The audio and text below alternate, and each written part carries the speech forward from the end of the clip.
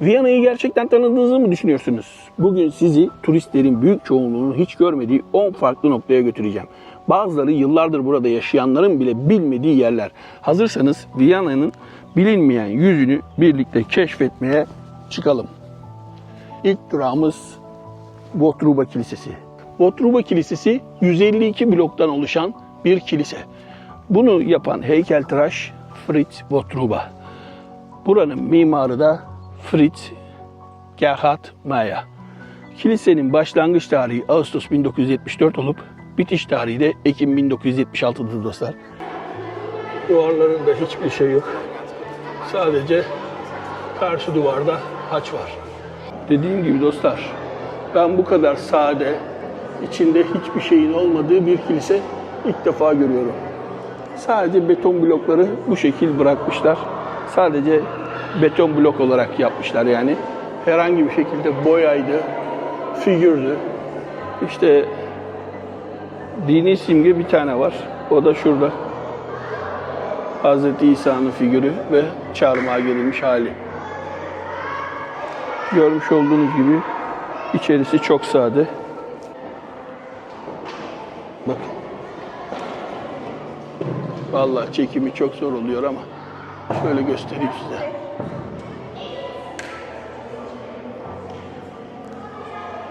Oturma yerleri de bu şekilde dostlar. Hadi gelin bir sonraki durağımıza geçelim. Hepinize iyi seyirler diliyorum. Dostlar, şimdiki durağımız Setagaya Park. Eğer ki Viyana'nın yoğun trafiğinden ya da kalabalıklığından sıkıldıysanız, turist yoğunluğundan sıkıldıysanız muhakkak buraya uğrayın. Biraz kafanızı dinleyin, dağıtın. Şu an Setagaya Park'tayız. Burası Viyana ile Tokyo'nun Setagaya bölgesi arasında yapılan kültürel ve kardeşlik anlaşması ile birlikte 1992'de yapılmış bir parktır dostlar.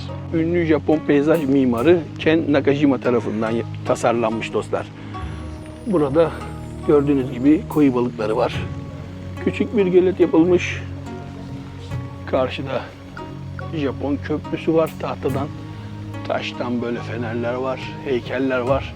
Çok güzel bir park. Buraya gelmenizi tavsiye ederim. Yavaş yavaş gezeceğiz. Ama buraya gelecekseniz şayet Mart sonu, Nisan ortası arasında gelin.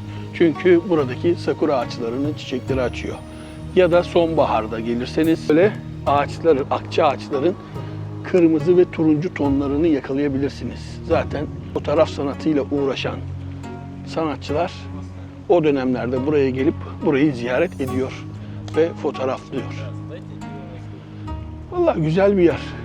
Tam Çin konsolosluğunun da karşısında dostlar. Joseph Laska mesela böyle anıt da yapmışlar. 1886-1964 anıtı var. Yalnız şöyle bir şey var dostlar, bu parka kesinlikle köpek sokmak yasak.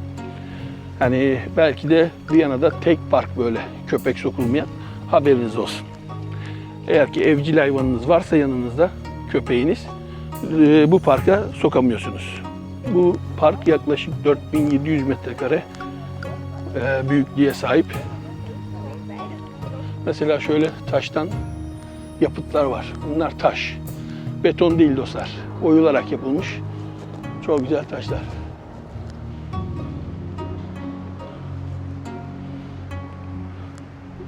Evet, vallahi çok güzel yerler dostlar ya. Çiçeklerin rengine bakar mısınız? Bu küçük bülükler, ağaçlar, yemyeşil. Bakın. Burada tahtadan köprü var. Yazın gelmeme rağmen bana göre çok güzel bir yer. Hani böyle sakinlik arıyorsanız gelin.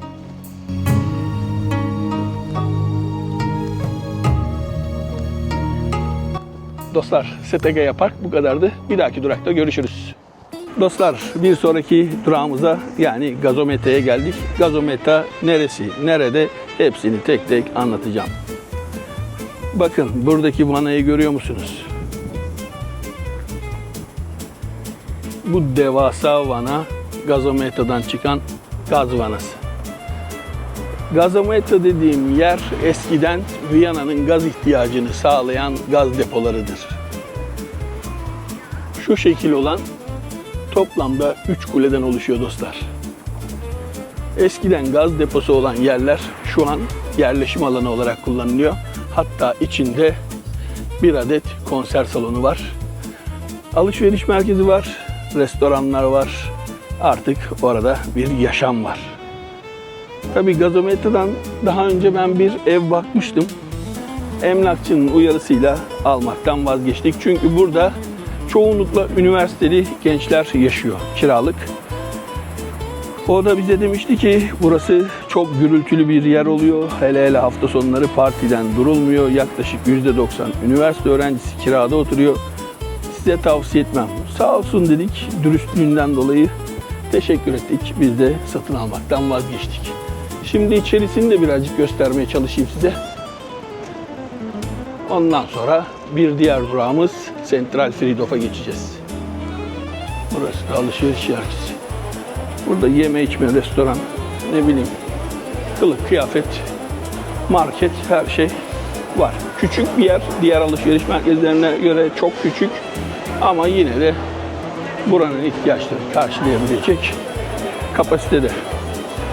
Burası da gazometranın çatısı. Görmüş olduğunuz gibi kenarlarda, yani daire biçiminde olduğu için yan tarafta daireleri görüyorsunuz, camlarını.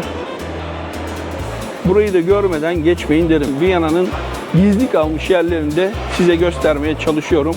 Çünkü herkes bilinen yerlere gittiği için buralara pek gelmiyor, es geçiyor. Burası da diğer taraftan görüntüsü.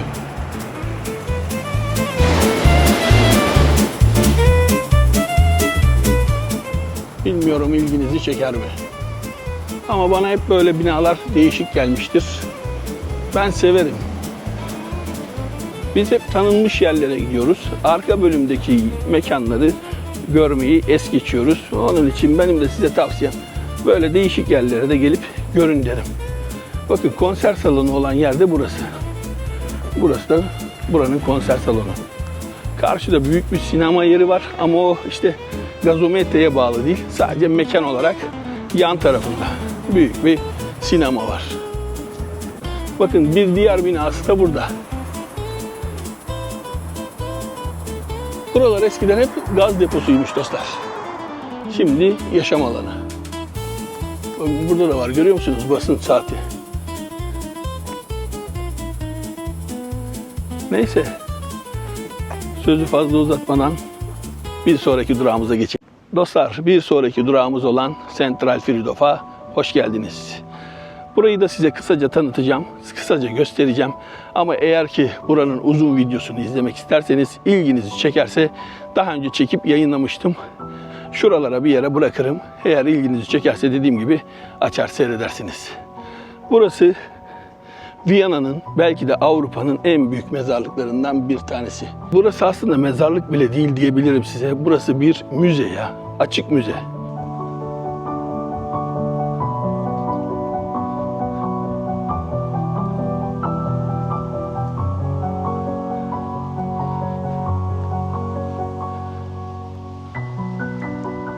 Dostlar, burası aslında bir mezarlıktan öte bir müze olarak görüyorum ben burayı. Burayı gelip gezmeyi çok seviyorum. Sonuçta hepimizin geleceği yer. Ama Viyana'da hemen hemen tüm bestecilerin ve ünlülerin yattığı bir yer burası. Burayı da size kısaca göstereyim. Belki size yanlış gelecek. Ne diyor bu adam diyeceksiniz ama burası gerçekten mezarlıktan öte bir müze burası dostlar. Burada yatan birçok sanatçı, birçok ünlü var. Bir de buranın mezarlıkları çok düzenli, çok tertipli bir yer. Daha önce ben buranın uzun versiyonunu çekmiştim dostlar. Eğer ilginizi çekerse izlemenizi tavsiye ederim. Şöyle şunlara bakar mısınız abi? Bunlar bir sanat ya. Hugo Wolf. Beethoven burada yatıyor. Peki komşusu kim? Hemen yan tarafa geliyorsunuz. Franz Schubert. Peki ondan sonra nereye gidelim? Johann Strauss. Onun yanı Brahms. Nikolaus Dumba. Ve şurada da bir tane benim anladığım kadarıyla mimar var. Yalnız şu mezarlığa bakar mısınız abi? Şurayı görebiliyor musunuz? Bakın bu adam bir mimar. Mesleklerine göre de mezarlık yapıyorlar bu adamlar. Paris'teki mezarlıkları da ziyaret etmiştim. Paris'teki pek hoşuma gitmedi. Biraz ürkütücüydü. Giriş kapısı orada. Zaten tramvay da geçti gördüğünüz gibi. Giriş kapısı şurada. Yaklaşık 200 metre geliyorsunuz abi. Direkt sola dönün. Sola döndüğünüzde hemen Beethoven, Schubert çıkacak. Onun yanında Strauss ve Brahms. Buralara gelin görün. Pişman olmayacaksınız. Bir sonraki durağımızda görüşmek üzere. Donauinsel'la geçiyoruz. Bay bay.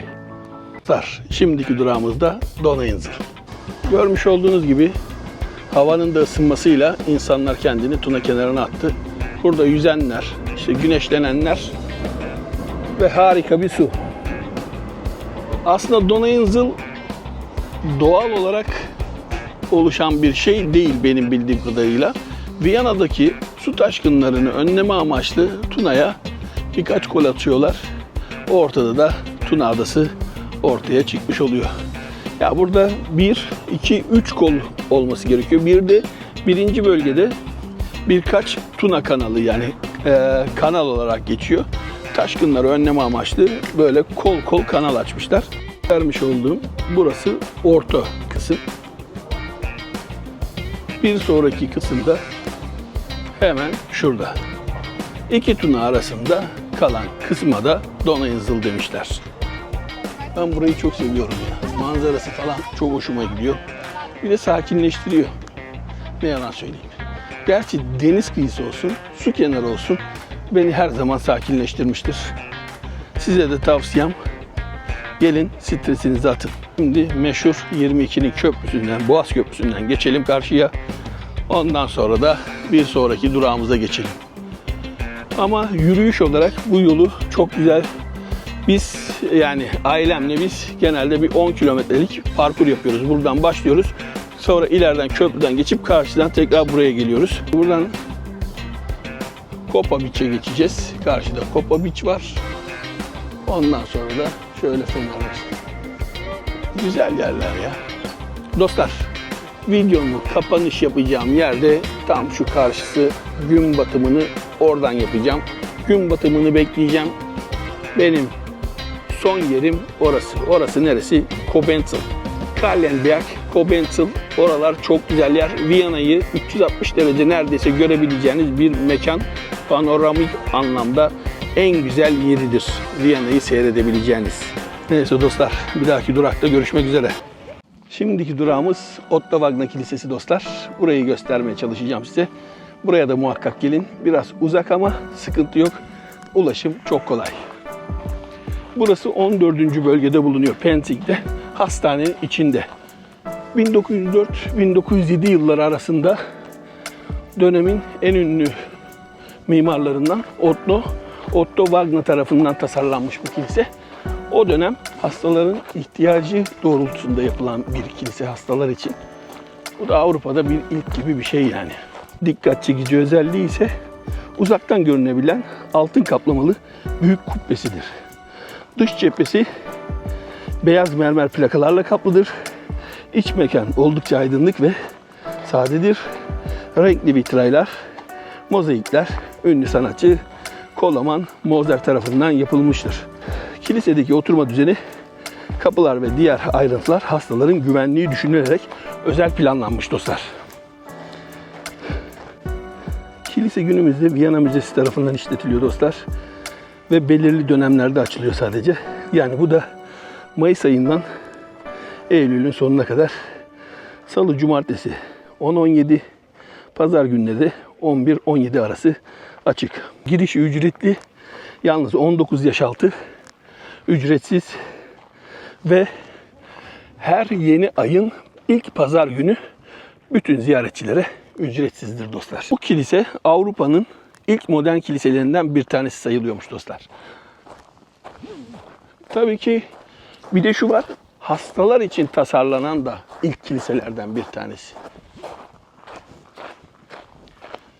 Yine dediğim gibi dostlar, burası 14.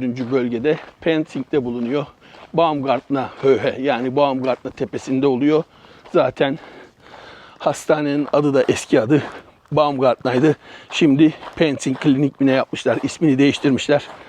Burada ne görüyorsanız düşünün, bu kilisenin yapılış tarihi 1904'te başlanıyor, 1907'de bitiyor. 3 senede bitirmişler. Dışı mermerlerle kaplı. Altına kaymayan taban yapmışlar. Ne olur ne olmaz aşağıya kaymasın diye. Vallahi benim aktaracaklarım bu kadar. Eğer gelip görmek isterseniz buraya muhakkak gelin. Metro bir de otobüs. Otobüs zaten biraz hastanenin önünde indiriyor ama tepeye doğru yürümeniz gerekiyor. Yaklaşık bir 150-200 metre civarında. Burası Viyana'da bilinmeyen yerlerden bir tanesi dostlar. Yani turistlerin pek gelmediği, görmediği yerler. Siz olun. Bence siz gelin, görün. Pişman olmazsınız. Bir dahaki durakta görüşmek üzere dostlar. Bu bölüm benim için çok keyifli geçiyor. Umarım sizin için de çok keyifli olur. Dostlar, şimdiki durağımız Sovyetniki. Burayı da gezeceğiz. Burayı da dolaşacağız. Ama orayı gezmeden önce size göstermek istediğim bir cadde var. Orayı muhakkak göstermem gerekiyor çünkü. En sevdiğim caddelerden biri. Umarım siz de beğenerek izlersiniz. Buraya da gelirseniz muhakkak o caddeyi de gezin lütfen. Caddeye geldik. Burası benim için meşhur cadde. Yani şöyle diyeyim size, bakın. Manzarayı görüyor musunuz? Harika. Neden benim için özel? Hemen göstereyim. Türknichstrasse. Yani Türk Caddesi. Turistler arasında ve bazı yerel halk tarafından burası Küçük Paris, yani Viyana'nın Paris'i olarak adlandırılıyor. Niye böyle bir adlandırılma var? Çünkü burada aynı Paris'teki gibi butik kafeler var, böyle küçük. Şu sağlı sollu görüyorsunuz dostlar. Hani butik kafeler var. Aynı böyle küçük balkonlu, bakın. Fransa'daki gibi küçük balkonlu evler var. Ondan sonra bir de Fransız lisesi var. Lise France de Vienne. Onun için burası Küçük Paris olarak adlandırılıyor. Şimdi size yavaş yavaş burayı gezdireceğim. Kafeleri göreceksiniz. Viyana'nın her yerini gezin dostlar. Ayrı ayrı çok güzel. Ama buralara pek turistler gelmiyor. Hafta sonları işte Viyanalılar geliyor buraya kaçamak yapmaya, kafa dinlemeye. Çünkü diğer turistik yerler çok kalabalık. Çok kalabalık olduğu için genelde bura tercih ediliyor. Benim de en sevdiğim yerlerden bir tanesidir Viyana'da burası dostlar. Şu görmüş olduğunuz binada Sigmund Freud'un evi aslında. Evinde müze yaptılar dostlar. Kafa dinlemeye buraya gelin.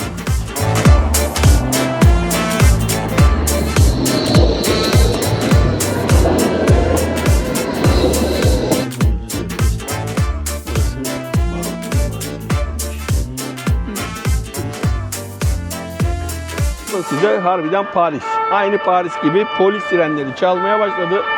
Yani vıy gördüğünüz gibi tam Paris oldu şu an.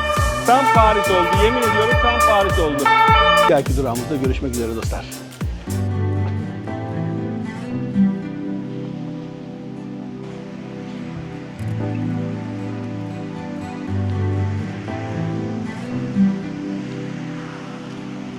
Şimdiki durağımız Türkenschanzpark dostlar. Bugün burada çocuk sesleri duyuyoruz. İnsanlar yürüyor, banklarda oturup kitap okuyorlar.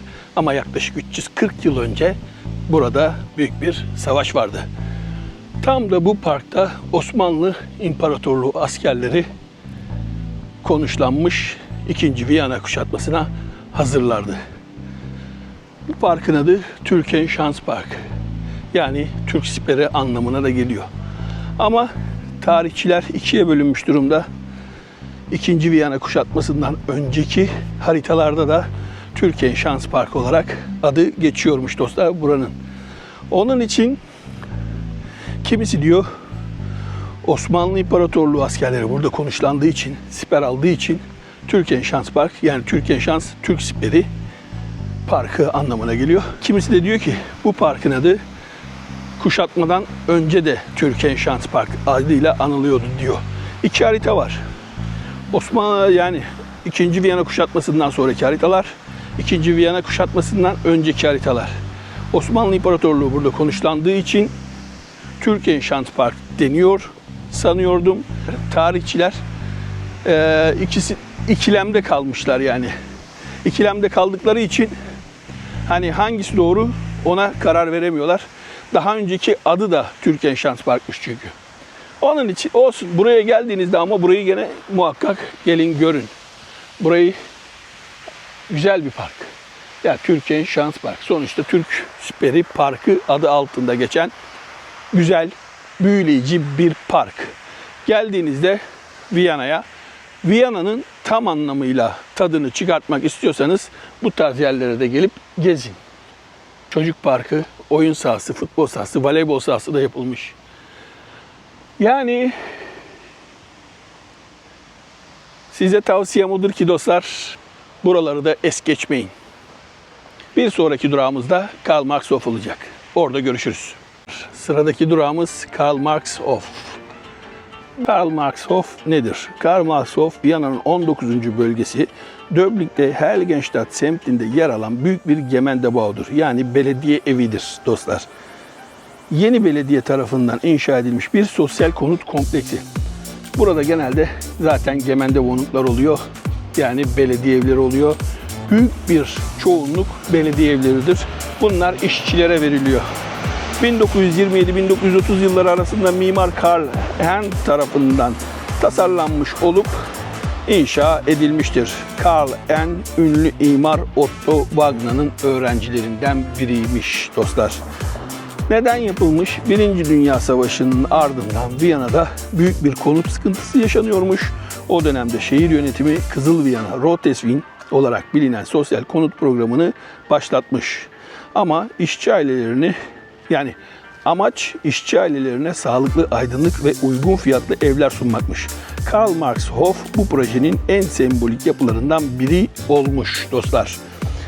Dünyanın en uzun konutlarından biriymiş. Binanın en dikkat çekici özelliği yaklaşık 1,1 kilometre uzunluğuymuş dostlar. Yani 1,1 kilometre uzunluğunda yaklaşık olarak 4 tramvay durağı yapıyor. Yani komşuya gitmeye kalksanız, siz bir uçta oturuyorsanız diğer uca gitmek için tramvay kullanmak zorundasınız. Biniyorsunuz, 4. durakta inip komşunuzu ziyaret edebiliyorsunuz ki öyle bir bina düşünün. Yaklaşık 5000 kişi için tasarlanmış 1382 konut olarak tasarlanmış burası. Sadece ev değil, küçük bir şehir, anaokulu, eczane, işte alışveriş merkezi, işte marketler falan filan hepsi varmış. 1934 Avusturya İç Savaşı sırasında hükümet güçleri ile sosyal demokrat direnişçiler arasında çıkan çatışmalarda bina kuşatılmış dostlar. Büyük bir topçu ateşine maruz kalmış, büyük bir ateş yıkıma uğramış. Hükümet güçleriyle sosyal demokrat direnişçileri arasında çıkan çatışmalarda bina kuşatılmış ve büyük bir topçu ateşine maruz kalmış.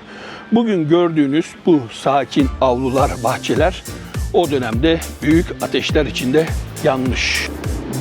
Bazen bir bina sadece tuğla ve betonlardan ibaret değildir dostlar. Bazen bir bina bir dönemin umutlarını anlatır. Karl Marx Hof da tam olarak böyle bir yer. Bundan sonraki durağımızda Koblenz, son durak. Orada görüşürüz dostlar. Şu anda Viyana'nın belki de en güzel noktasındayız dostlar. Burası Koblenz. Koblenz, Viyana'dan yaklaşık 400 metre yukarıda. Viyana'yı yukarıdan izlemek isteyen dostlar muhakkak buraya gelmeli. Harika bir manzara, harika bir doğa. Bir şehri keşfetmek için bazen sokaklarında yürümek, bazen de uzak yerlere gidip böyle tepeden izlemek gerektirebilir. Belki de tüm hikaye burada saklanır. Bakın Viyana o kadar güzel gözüküyor ki, anlatamam size. Sadece Viyana değil, Slovakya bile gözüküyor. Karşıdaki hastane, Stefans Katedrali, 20. bölge, 11. bölge, 3. bölge, 9. bölge, 18. bölge, tüm Viyana ayaklarınızın altında oluyor. Bugün 40 derece bir sıcaklık vardı. Yaklaşık 10 yer gezdim. Burası da sonuncuydu. Yaklaşık 10 saattir video çekiyorum dostlar. Umarım keyifli bir video çıkmıştır. Siz de keyif alarak izliyorsunuzdur. Videoyu beğendiyseniz beğenip paylaşmayı, kanala abone olmayı, videonun altına da görüşlerinizi yazmayı unutmayın lütfen.